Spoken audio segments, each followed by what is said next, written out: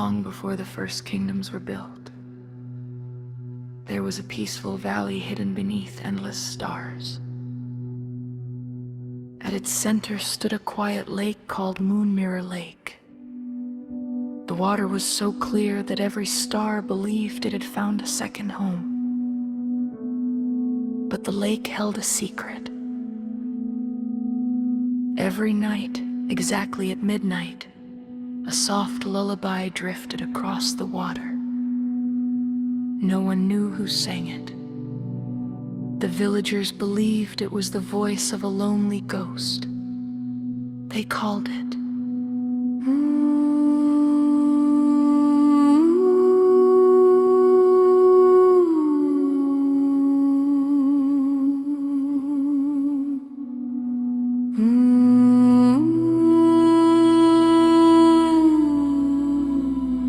Most people stayed far away after sunset, except for a gentle 12-year-old girl named Ariak. Unlike everyone else, Aria loved lullabies. Her grandmother had once told her. Every lullaby carries a little piece of love. So one quiet evening, carrying only a tiny lantern, Aria walked toward Moon Mirror Lake. The moon painted the water silver, fireflies floated above the reeds. The night was calm. Then she heard it. A beautiful melody, soft, gentle.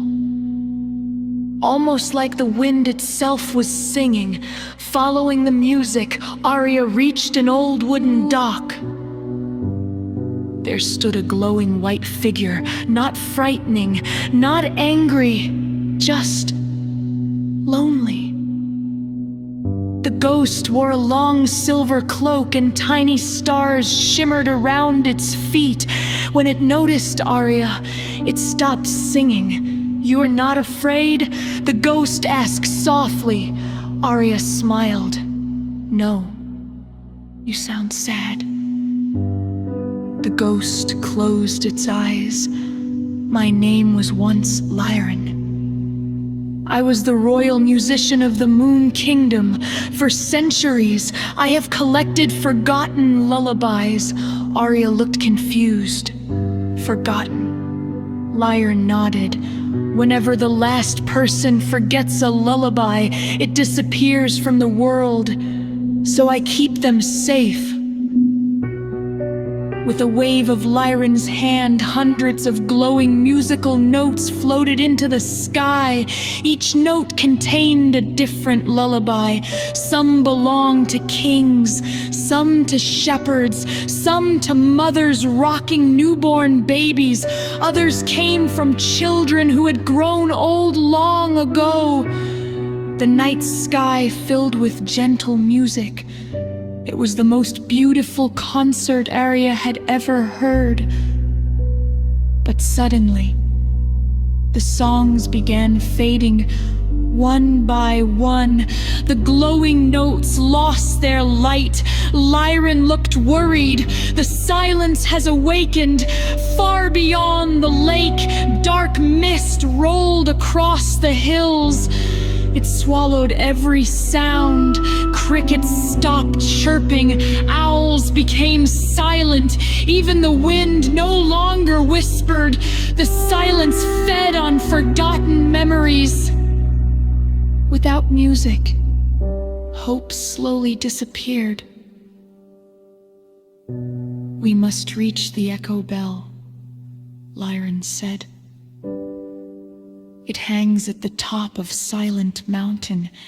It can awaken every forgotten song."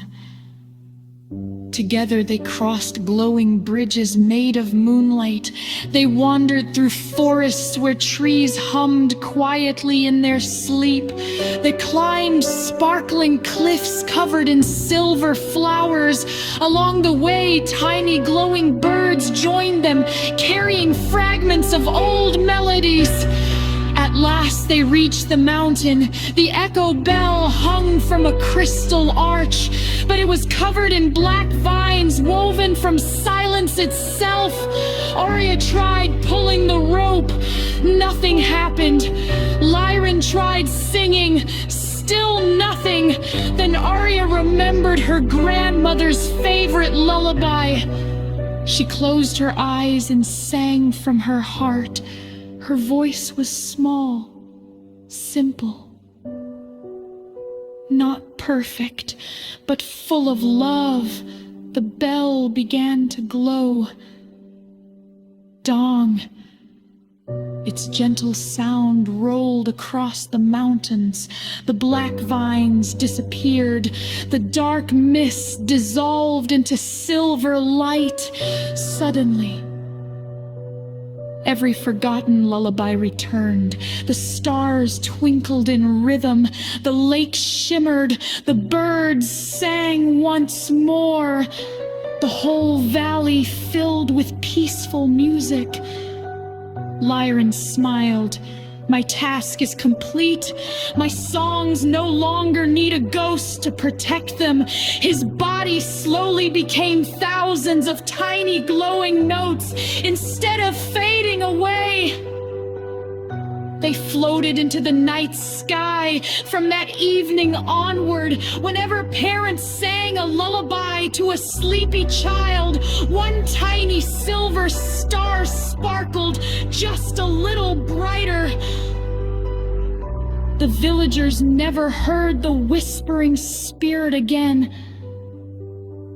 But they no longer feared the lake. Instead, they believed it was blessed. And on quiet nights, if you listen very carefully before falling asleep, you may hear a gentle melody carried by the breeze. Perhaps it is only the wind. Or perhaps Lyran is reminding the world that no beautiful song is ever truly forgotten.